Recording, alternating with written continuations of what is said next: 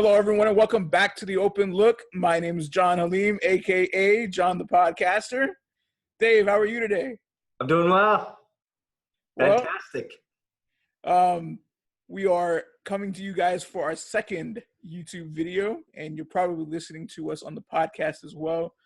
Some of the feedback last time was that we were kind of ignoring the podcast, folks.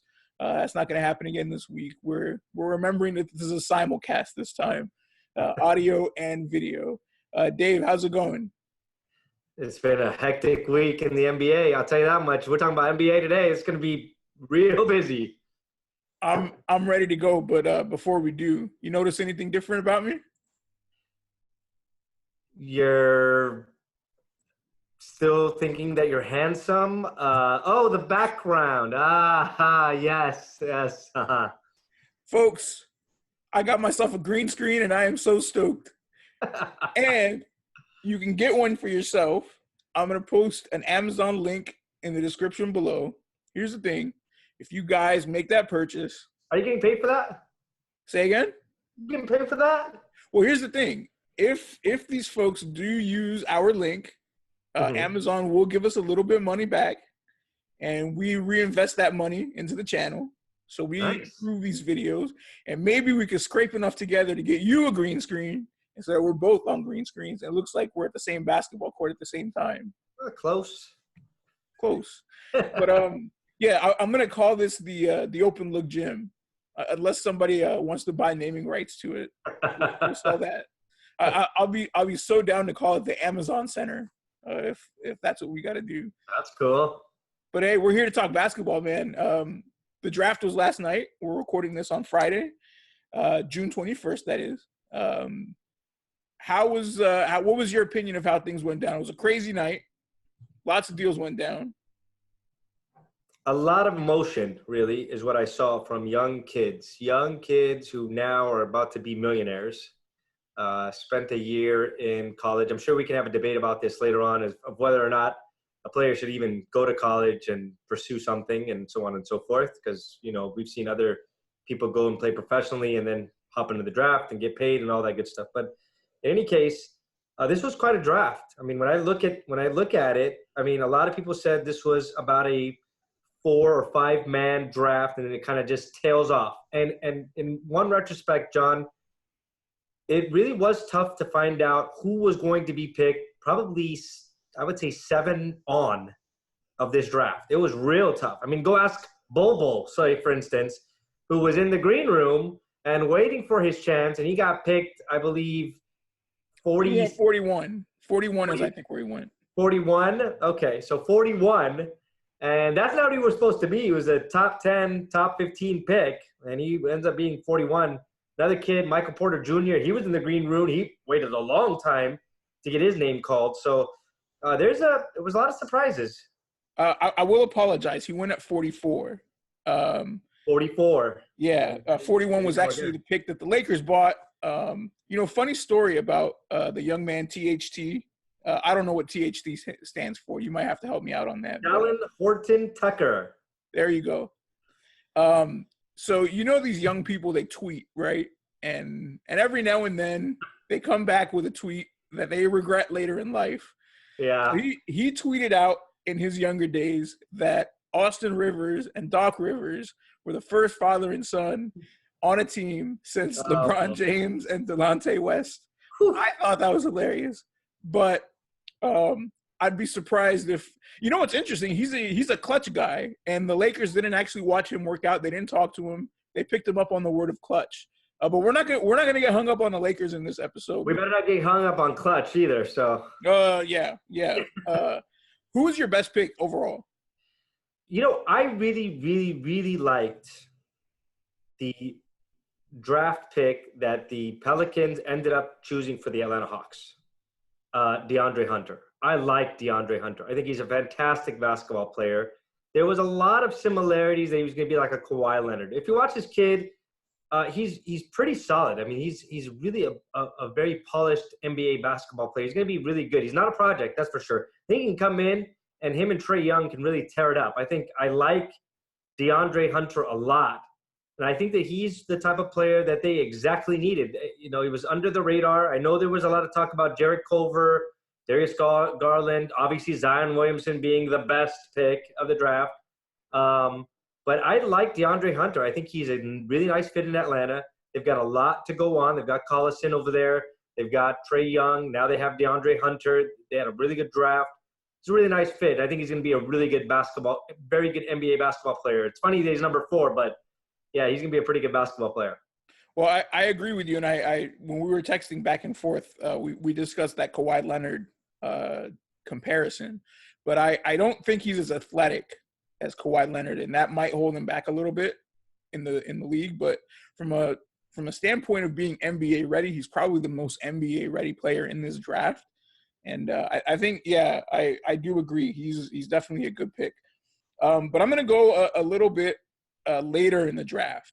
For me, a great pick also offers a little bit of value. And I'm going to go Portland at 25, picking Nasir Little. Nasir Little was the McDonald's All-American MVP. He was predicted to be a top 5, even top 10 guy. And going at 25 really slipped. He didn't really set the world on fire at North Carolina, but he had some guys ahead of him that really kept him from doing that. I think Nasir Little, he's going to do some things with that world-class athleticism. He's going to be special. So I like the fit. I mean, I'm going to tell you something, John. I agree with you. When I saw Nasir Little actually go ahead and slip that far into the Portland Trailblazers' hands, it was pretty incredible. I mean, for him to come at 25, this guy was projected to be somewhere in the top 10. For him to get in at 25, he plays the position that they sorely, in a way, need. McCollum and Lillard play point guard and shooting guard. They have Al-Farouq Amino. They have Evan Turner. They have some nice guys. But this kid could be like a big-time player who's really athletic and could really help out this basketball team. So I thought it was a solid pick by them. And he was way under the radar. I don't know why he slipped that far, but nice pick by the Portland Trailblazers. I agree. Yeah, he just doesn't have the body of work to show it, but there's definitely a prospect there. And there's a chance that, I mean, look, we're talking about 60 players drafted. There's a good chance that 40 of these guys are going to be out of the league within 2 years. So, that's true. That's true. You know, it's not a science. Otherwise there'd be a lot more than 300 to 400 players in the league. There wouldn't be a G League. But when we bring that up, who is your worst pick? I'm going to have to go, and you're going to probably be surprised about this.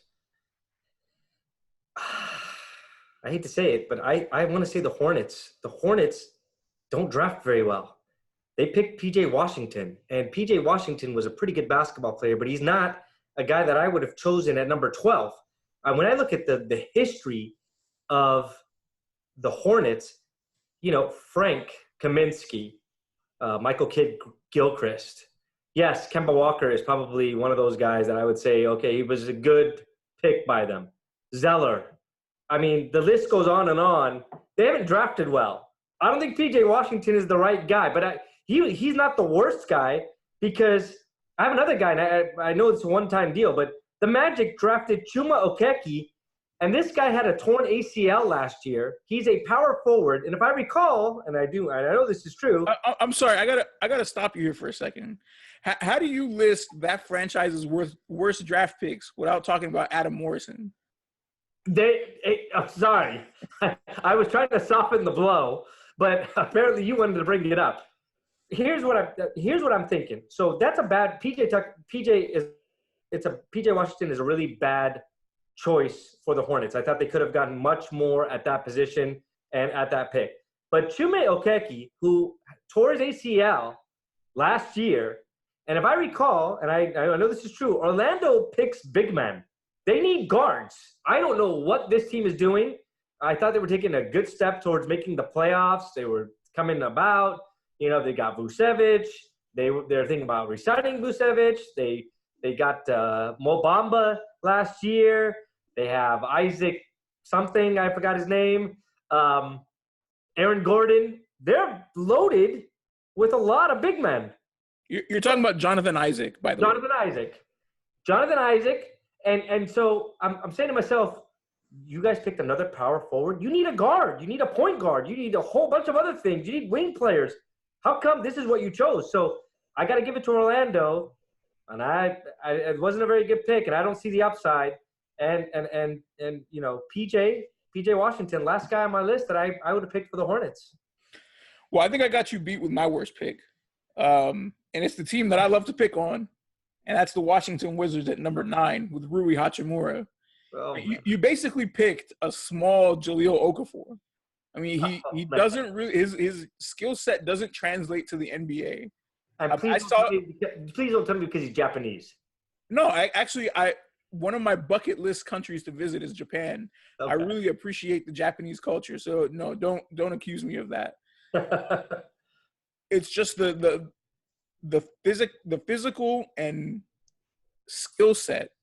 You know, the physical makeup and the skill set just doesn't translate to the NBA. Maybe 10 years ago, he would have been a great center for somebody. Maybe an undersized center off the bench. But if you're drafting number 9, if you're the Wizards, I mean, let's just look at some of the guys that were there. Cam Reddish, right? Nickeil Alexander-Walker. Yeah. Who else?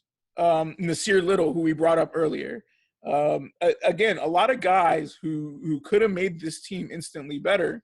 Yeah. They passed on him for a guy who's really not going to do much. He doesn't rebound. He doesn't block shots. All he does, he's a low post scorer. He probably would have fallen possibly to the late second round where you could have moved up to get him, maybe even into the second round. I'm sorry, late first round and then early second round to get him. So I really don't know what the thought process is here for the Wizards. We might have to ask our boy Joe to see what they were thinking, see if he can bring some positivity to this. But I don't see what they were thinking here. It was a little far-fetched in my eyes. I thought you know what's funny, John, is when I'm looking at Hachimura, I think that the Washington Wizards played it safe. Now, you're right. This guy is a power forward, but he's only 6'8". He's 230 pounds. They could have done better. There's no question they could have chosen someone better at number 9. I would have rolled the dice on Cam Reddish. I easily would have rolled the dice on Cam Reddish. Particularly after you got rid of Kelly Oubre Jr. and Trevor Ariza is a free agent. Right. You got John Wall, who's going to be sidelined for pretty much the whole year. Bradley Beal's probably going to get traded. I don't see the thought process behind this. And it just shows that they don't have a general manager. That's why they That's wanted exactly what it is. I 100% agree with you. Yeah. Well, let's move past the worst picks. Who do you see this year as a sure thing? A sure pick, like the best pick in the draft? Yeah, this guy, a team took this guy. They're going to get someone who's going to be in the league for at least 10 years. Who do you think that is? If I had to go with someone, and I know the easiest pick is to say it's going to be Zion Williamson. I'm not going to say Zion at all. I'm going to say John Morant. I think John Morant is going to be awesome. I think this kid has got everything you can possibly imagine. And if he wasn't that good, there's no way the Grizzlies are trading Mike Conley at all. In my opinion, John Morant is the full package. The man can shoot, he can dribble, he can defend, he can get guys involved. The one knock on him is he is turnover prone. He's going to have to learn how not to be turnover prone. But when you're on a bad team, you'll learn. But I think John Morant easily could be number 1 if there wasn't the Zion hype. I think he would easily be number 1 in any draft at any point in time. This guy is a really skilled basketball player. He played for a very small school. He got him into the big dance. There isn't a lot of guys that could say that. Ben Simmons, who was picked number 1, by the way, if you recall, didn't even get his team into the big dance, and he was highly heralded. This guy was able to take a very small school into the second round even and did very well. He's solid. He's going to be a great fit in a rebuilding Memphis Grizzlies basketball team. Yeah, I love that pick with John Morant, and they're going to allow him to make mistakes because one of the trades from this week was Mike Conley going to Utah. They got some assets in return, and he's going to get a chance to make those mistakes. And with young players like that, you have to let them go out and make mistakes. Memphis knows that they're not going to win anything this year. They don't care about chasing the playoffs. The West is really top-heavy. They're going to develop their young talent, and it makes a lot of sense to do that. So I'm really looking forward to see what he's going to do. If I had to go with another sure thing, I'm I'm going to go out of the box here. I mean, we know about Zion and all that stuff, but I like Cam Reddish a lot. I think Cam Reddish is going to have a nice long career in the league. He may not set the world on fire, but he's going to do some things. He's going to have a place on 29 out of 30 teams every year. So I think Cam Reddish is a guy who, at the very worst, is going to be a reliable role player, in this league for a long time. Moving past that, though, who's got the biggest bust potential for you? Knicks fans, I don't want to hurt your feelings. I really don't want to hurt your feelings. Just don't know what to say to Knicks fans. RJ Barrett, I'm sorry. I don't see it. What I see is a high-volume shooter. What I see is a stagnant player, a guy who holds onto the ball a lot. He doesn't shoot the ball extremely well. He has a very funky release. I know that he's been working on it. He just has a lot of pressure. This is New York. This isn't, if he would have gone to like New Orleans or something like that and played alongside Zion, he can make a lot of mistakes. But because he's in New York, he's going to be scrutinized more than you can imagine. The problem with him is he's not the type of guy that moves the ball around. He's a stagnant basketball, very similar to the guy they used to have, Carmelo Anthony. I think he's like Carmelo Anthony, high volume, mid-range game, holds the ball a lot, wants to do a lot of things. I used to see Zion Williams defer to him a lot during the Duke season, probably one of the reasons why they ended up losing in the big dance. So he's got the biggest potential to be the biggest bust out of everybody. And because it's the New York Knicks and with the way the New York Knicks' luck has been, he's got the highest potential of not panning out at all with the New York Knicks. Well, Dave, I'm kind of with you on RJ Barrett. I don't see the athleticism there, and that's one thing that's kind of worrying to me. A lot of comparisons to James Harden. I'm not sold either. I'm sorry. If he scores a lot of baskets, I mean, if he lights it up, if he goes in there and he's the next coming of Allen Iverson, you got a great player. But I'm having a hard time seeing it too. But we discussed this guy on a podcast before. I think Zion Williamson is not going to live up to the hype. I don't think he's going to be the next LeBron. I don't think he's going to be the next Barkley. Whoa. Listeners, this is where we want to get John admitted immediately into Betty Ford, wherever they admit people. Are you saying right now that Zion Williamson is going to be a bust? I'm not saying he's necessarily going to be a bust. I think he's not going to live up to the expectations. I want to clarify what I'm saying, okay? So he's going to be a decent player in the league. He'll last 7 to 10, maybe 12 years. He's not going to be a perennial all-star. He's not going to make the Pelicans a playoff team. He's not going to be the guy that everyone is expecting him to be. He's not going to be the guy that changes the route of rivers and moves mountains and things like that. He's not that guy. I think he's Blake Griffin light, and if that, because he's shorter than Blake Griffin. He just doesn't have the height, I think. He doesn't have a real position in the league. He's a power forward. His shooting isn't what it needs to be a reliable stretch four. I don't see a real position for him, particularly with New Orleans. That team has virtually no shooting. It's going to be hard to space the floor for him. So I think right away the first couple of years for him are going to be rough. I don't think he's going to have some highlight dunks, but he's not going to be the guy that sets the world on fire. That's just my opinion. Well, on draft day, they were able to give you Jay Billis and what he thinks about, what every player is and so on and so forth. Then you got Chauncey Billups, who would come on afterward and say who he'd compare it to. And he had two comparisons when it came to Zion Williamson. Number one was being a young Charles Barkley, which I could see. Charles Barkley wasn't a tall power forward either, but he was a presence in that area. High fly act, can knock down the jump shot, all the good stuff. But he also had a second comparison. You want to guess what that comparison looks like, John? What was that? Julius Randle. And Julius Randle is a 20-10 guy. We know him pretty well because we watch him with the Lakers. We know what he brings to the table. But when Julius Randle hit free agency, he got paid $10 million, which he's now opted out of with New Orleans. The Lakers really didn't want to keep him. They didn't even want to think about extending him, giving him extra money, so on and so forth. Is it fair to say that there is a better chance that Zion Williamson ends up being a Julius Randle more than he is a Charles Barkley or, let's say, Blake Griffin? I can see that, except I don't think he's got the back to the basket game or the rebounding ability that Julius Randle has. So I mean, yeah, he's a high fly act. He's fun to watch, and don't get me wrong. I would love to be wrong about him because the more entertaining players in this league, more it gives you and I to talk about. So, I mean, I'd love for him to do terrific, but I just don't see it. He's vertically challenged. He can jump and he can dunk and he's very athletic, but he's just limited in ways that, you know, you've seen a lot of these guys come before.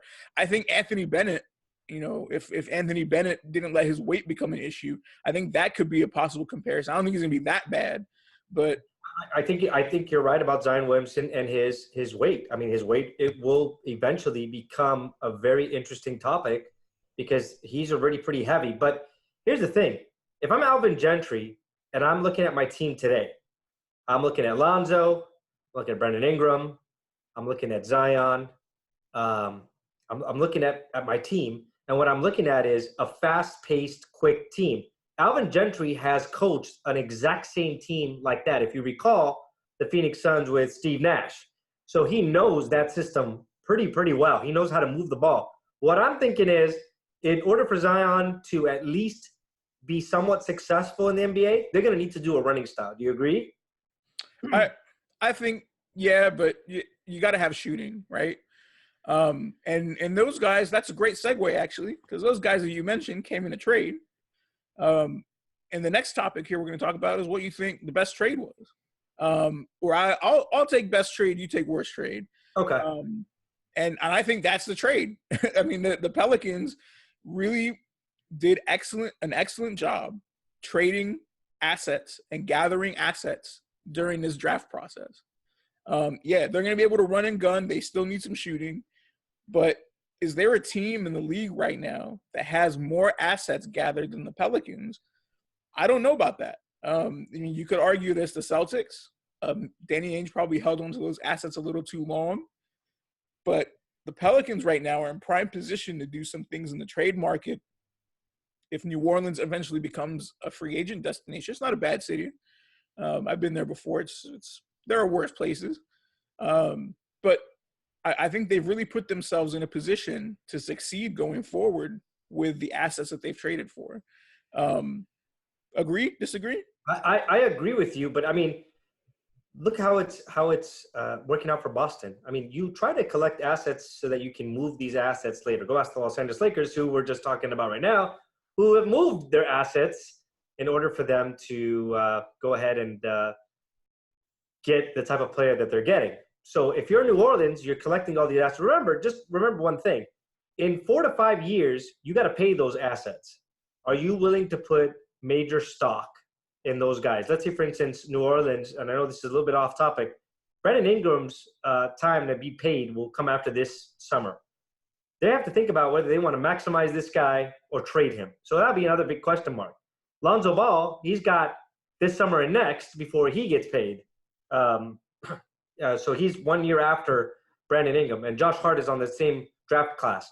And Zion Williamson and the other guy that they ended up getting, which was Jackson Hayes, who plays center, he's going to be up for things. So are they going to have enough money to give it to Zion if Zion really gets really good? So they'll have some question marks. Yeah, they've gathered a whole bunch of things. They've got 2 more picks of the Lakers that they still get to use. Plus, I think the Hawks gave them an extra one as well. So it's kind of like – You bring that up. They're going to have to take some advice from Sam Presti, who ended up, getting all that young talent in Oklahoma City. There it is.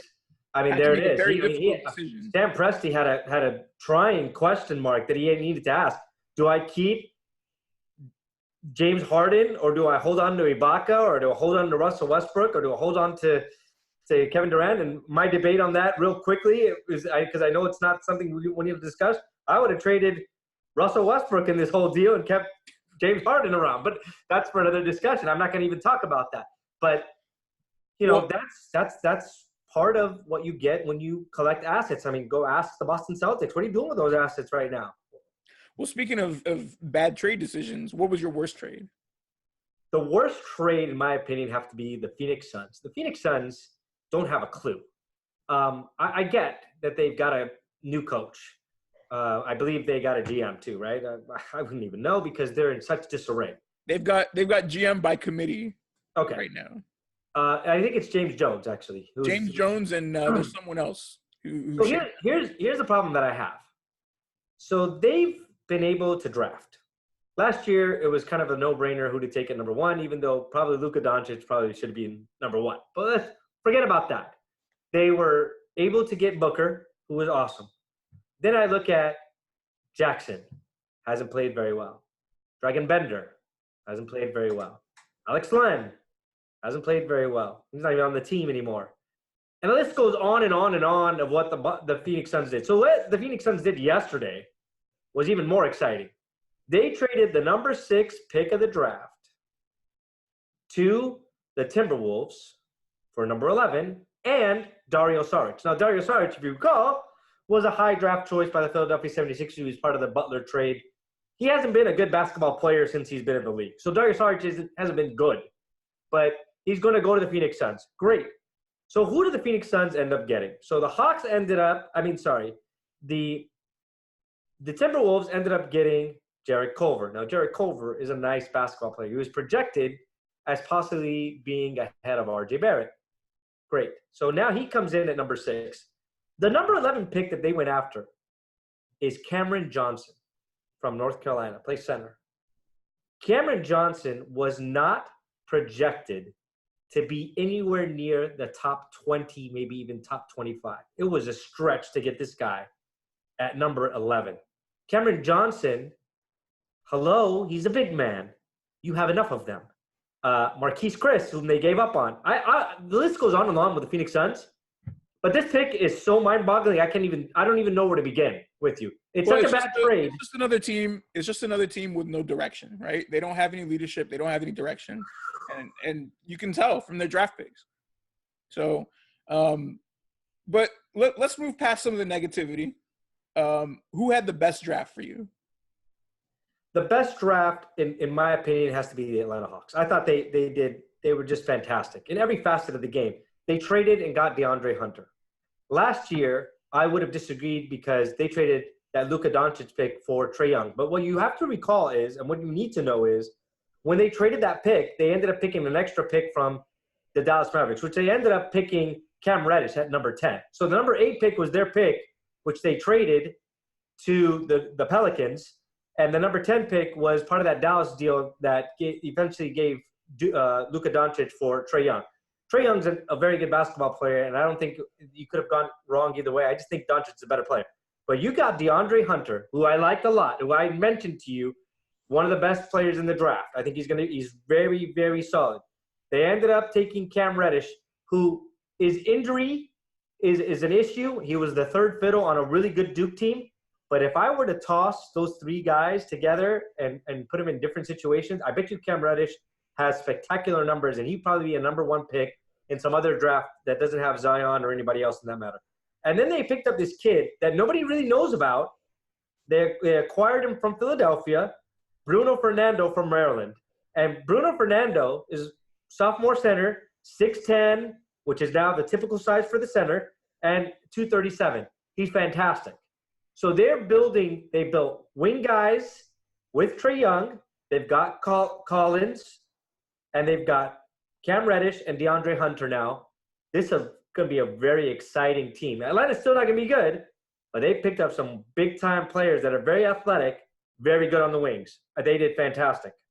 Well, Atlanta did do good, but I'm going to go with the Pelicans. Again, like I just said, with that trade, they just stockpiled so many assets. They're going to be good for a few years.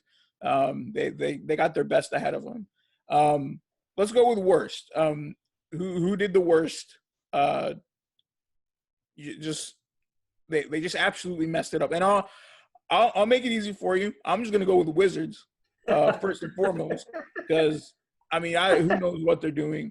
They did a bad job. Phoenix, like you said, doesn't look like they have any direction. But yeah, I got to go with the Wizards. It just seems like they just kind of swung and missed here. You know, you could argue, but I actually thought that the Cavaliers did a really horrific job. And I'll tell you why. They drafted Darius Garland. He's a point guard. Do you remember who they drafted last year, John, by any chance? Who was that? The Cavaliers, they drafted Colin Sexton. What position does he play? He's point guard, if I'm not mistaken. And Darius Garland plays point guard. I'm having a problem with that backcourt. I know you may want to look at it as a C.J. McCollum, Damian Lillard type of thing, because we know C.J. McCollum could easily play point guard as well. But Darius Garland and Colin Sexton both being point guards in that backcourt, I don't understand, period. Then they picked up a guy at 26, Dylan Windler from Belmont. He was a senior. He played all 4 years. He was fantastic. Shooting guard, 6'8", 196. Okay, so I drafted Darius Garland to be the backcourt mate, but then I picked up another shooting guard. I've got Jordan Clarkson, who also plays the same position. So now I'm really heavy and maybe outsized in that area. But then this is the worst part. They then talked to the Detroit Pistons to get pick number 30. And they gave up a conditional pick to go with it. But they gave up money. Want to guess how much they gave to the Detroit Pistons for Kevin Porter Jr., who's out of USC, by the way? Want to know? Well, the most you can give is $5.5 million.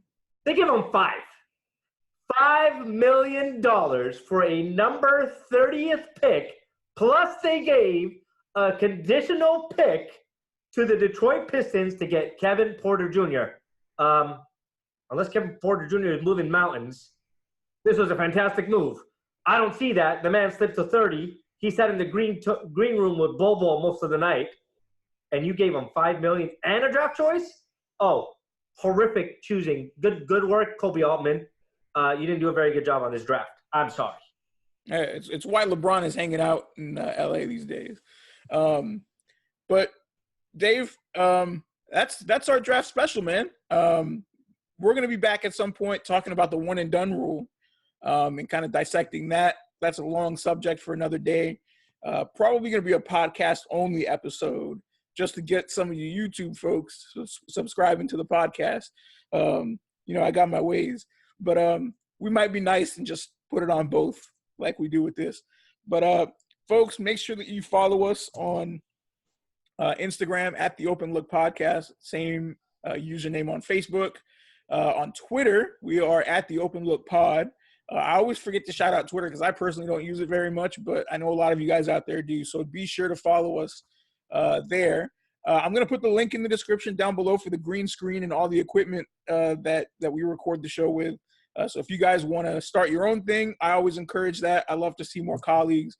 Go ahead and get started. You got to start somewhere. We're starting to, so let's get to the top together. Dave, not just that, John. The very next segment that we do together is free agency period. How exciting does that make it for the viewers to know the very next thing we do is probably going to be the free agency? Yeah, I'm sick of hearing all the rumors, man. I want it to just end. I'm ready to go.